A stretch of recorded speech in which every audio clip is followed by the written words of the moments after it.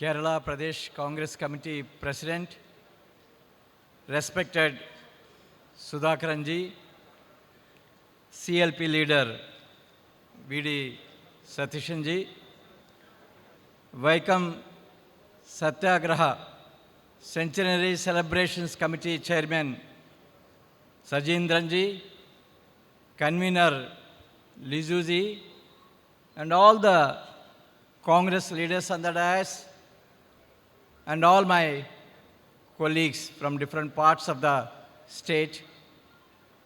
I would like to wish you all on this occasion. I must say, it gives me great pleasure to be with you on this occasion. This is one of the very few celebrations of the Congress Party celebrating its history, which I had opportunity to attend. I'm really honored and privileged to be amidst all of you. I wish I can speak in Malayalam to share my thoughts, because the topic is so inspiring. But please pardon me, I can't speak in Malayalam. I would like to share my heart, share my thoughts on this subject in a very short time. Mr. Lizu told me I can take 30 minutes, but I promise you I will not take more than 20 minutes. I would like to begin my speech with a poem. A revolutionary poet from Hyderabad who died about 2 months back, Gaddar, wrote in Telugu, which I would like to render in English for you. Gaddar is addressing a labor, a poor agricultural labor he is addressing. In Telugu, we call the labor Kulanna, labor. His poem goes like this: Kulanna, you sculpted that god Anna. You place him in the temple. You carry all the corpses. You pull the temple chariots. You build the pandals. You bear the palanquins. But when you want to go to the temple for a glimpse of God, Kulanna, they won't allow you into the temple. Why, Anna? Why? I end.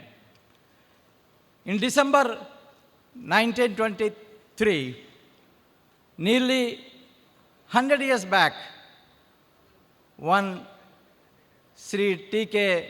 Madhavan travels all the way from Kerala to my home state of Andhra Pradesh to attend All India Congress Committee session presided by Maulana Muhammad Ali.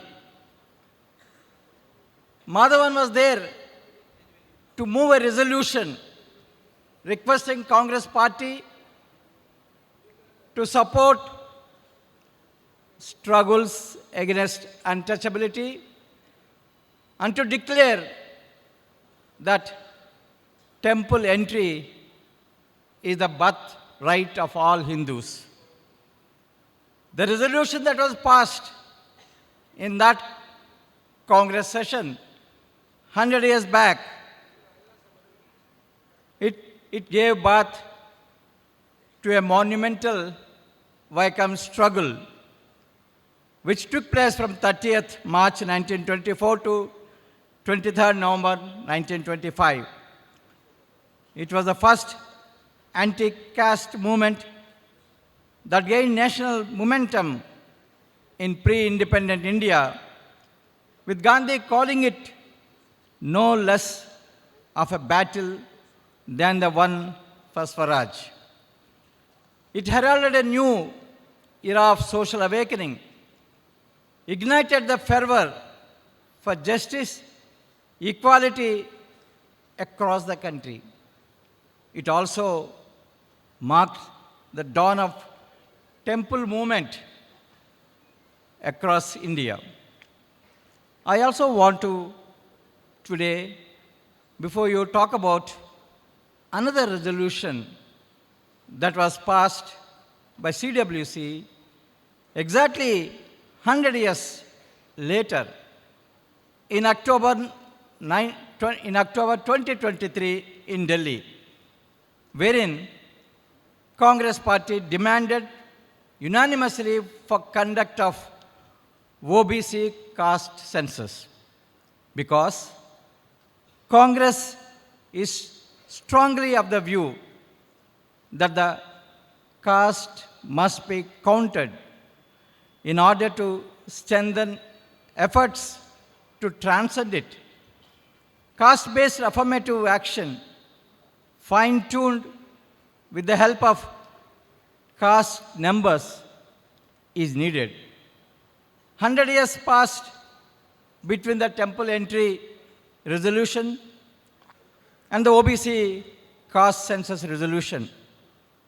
Both the resolutions of the Congress party, separated by 100 years, reflect Congress party's resolve to challenge the ideology of one person called Manu and his writings in Manusmriti. It would be in order first to examine the impact of Vaikam Satyagraha on our quest for justice.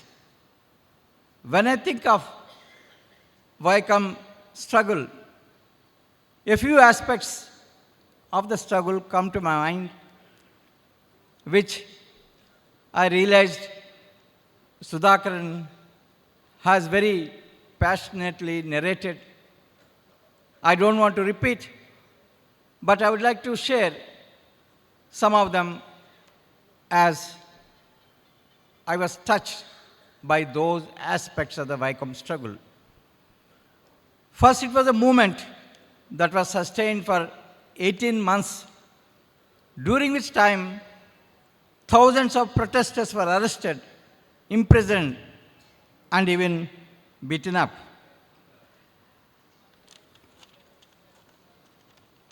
Mahatma Gandhi, the Vaikam Satyagraha champion, he observed that the struggle was a touchstone of his concept of non-violent passive resistance. Gandhiji said, I unquote, the anti-untouchability campaign at Vaikam is providing an interesting study in Satyagraha, and as it is conducted in a calm spirit, it must prove of great use for future workers along similar lines.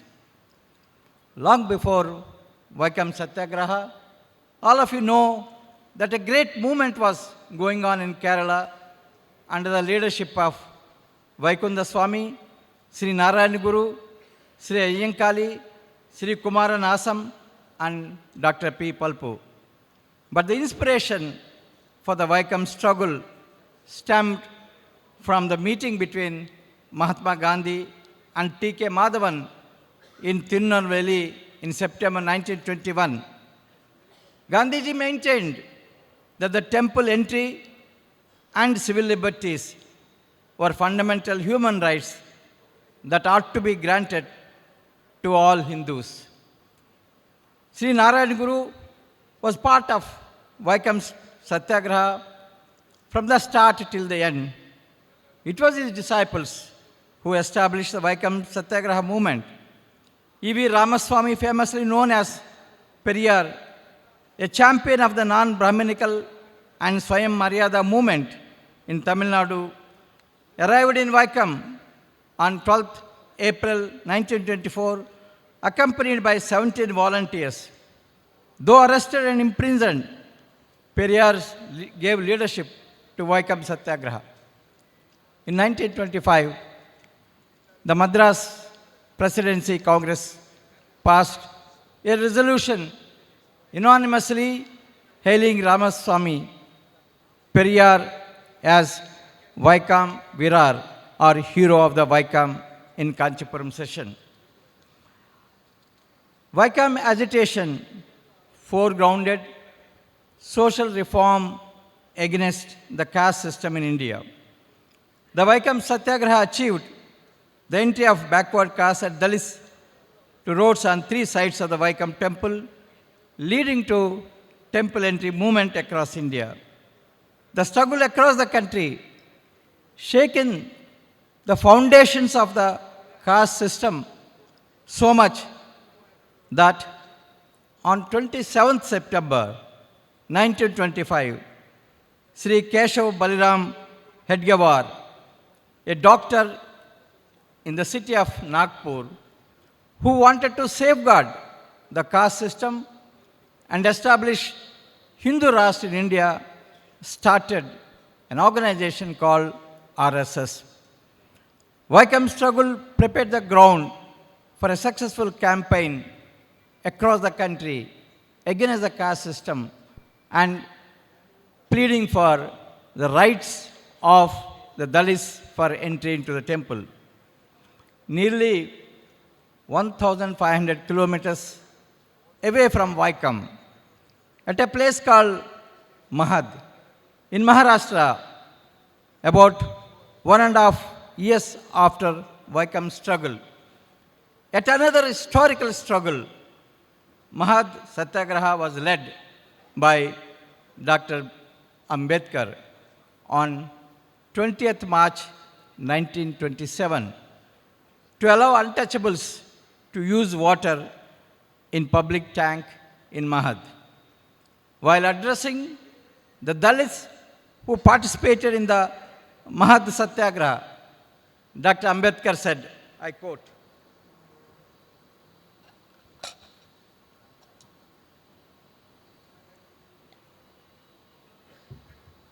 Dr. Ambedkar said, I quote, it is not as if drinking the water of the Chavdar lake will make us immortal. We have survived well enough all these days without drinking it. We are not going to the Chavdar lake merely to drink its water. We are going to the lake to assess that we too are human beings like others. It must be clear that this meeting has been called to set up the norm of equality. Dr. Ambedkar had boldly exposed the caste system that was the root cause of the discrimination the Dalits are facing. The primordial lie which forms the very basis of the Varna system is that some are born higher than the others. This leads to compulsive, draconian, ever-increasing lies passed off as divine will, hiding the truth that the Dalits have been stripped of opportunities related to education, employment, wealth, and dignity for centuries. And what is the truth of the Dalit life? It is the truth of the Dalit life is that in society's reparation attempts, there is exclusion hiding behind the pretense of inclusion. In society's reparation attempts, there is exclusion hiding behind the pretense of inclusion. Ambedkar observed that if the problem of untouchables was one of denial of political or economical rights, all could be solved by legal and constitutional methods. However, the denial of political and economic rights arise out of social behavior sanctioned by religion. Any struggle to secure economic and political rights for Dalits that fails to fight for the complete annihilation of caste would only further concentration of caste capital in the hands of a few communities. Caste today has survived not only socially, but its manifestations can be seen in every institutional framework. If one denies the existence of caste, then they contribute to the discriminatory systems which have thrived on the denial of identity and expression to the Dalits.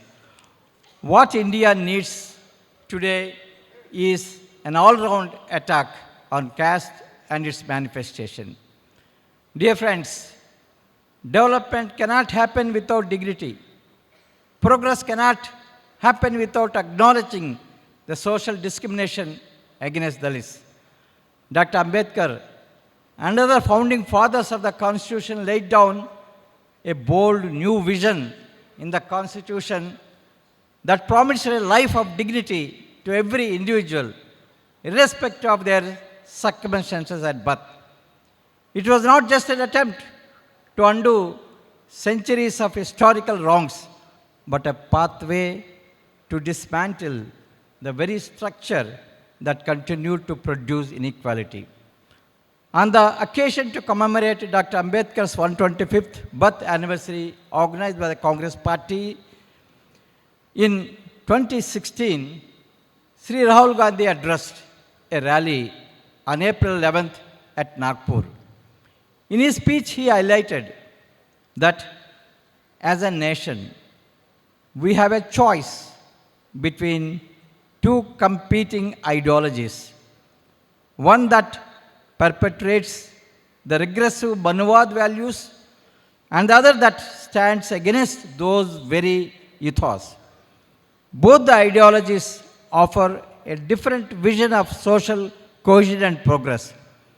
While the former imprisons individuals to a rigid caste hierarchy, while the latter offers every individual the ability to make choices that are independent of rigid social norms and traditions. The latter has paved way for crores of Indians escape a life of dehumanization and indignity. A people-centric and progressive rights-based agenda is integral to counter the divisive ideology of Manuwad. I would like to end my speech by speaking about the CWC resolution, which I referred earlier at the beginning of my speech, passed in October 2023 in Delhi, wherein the Congress Party has unanimously demanded for OBC caste census. Why? It was an honest admission of unmet challenges towards establishing an equal society and echoes Congress Party's commitment to lead the yagna to complete the unfinished task. The unfinished task is nothing but strive to expand the space for SCs, STs, OBCs and their share in the nation's wealth, which is very, very low today. Congress Party views caste census as an X-ray for understanding the socio-economic conditions of various caste groups among SC, ST, OBCs, so as to redesign national affirmative policy guided by the dictum Jitna Abadi Utna Hak. Periodical studies, dear friends, have highlighted the economic cost of caste and gender discrimination on the Indian economy. However, our public conscience is yet to acknowledge that discrimination has a personal cost for everyone. A society that dehumanizes some groups and normalizes violence in all its forms erodes our collective humanity. Social trust is a key determinant of country's social and economic success, and it is time caste is acknowledged as a major impediment to India's ambition of being a global powerhouse, but most importantly, an inclusive society that fosters empathy and compassion can help every individual realize their true potential. Today, friends, we live in an era of post-truth. Post-truth is an environment in which facts are viewed as irrelevant or less important than personal beliefs and opinions, and emotional appeals are used to influence public opinion. The current regime wants to establish a post-truth world, a situation in society and politics in which boundary between truth and untruth is erased, facts and related narratives are purposefully produced, emotions are more important than knowledge, and the actors of social or political life do not care for truth, proof, and evidence. Today, our achievements as a nation, our histories, and the plurality of our cultures are all being attacked by the right-wing, extremist, fascist forces in India. People are being fed false information through WhatsApp University. Corporates have captured the mainstream media channels, and information is controlled like never before. I would like to wholeheartedly congratulate Kerala Pradesh Congress Committee for taking this initiative to commemorate Vaikam Satyagraha. Being the oldest party of India, Indian National Congress always kept people at the core of its politics. It is due to the values and principles of Congress Party, our democratic nation has flourished. Ensuring rights of all marginalized communities has always been our priority. These traditions are still alive in Congress Party. Our legacy of leading the freedom struggle in India was not just about fighting the colonizers. We also fought against the social evil that was present in the society, as evident from the historic Vaikam Satyagraha led by the leaders of the Congress Party. Thank you very much. Jai Hind, Jai Congress.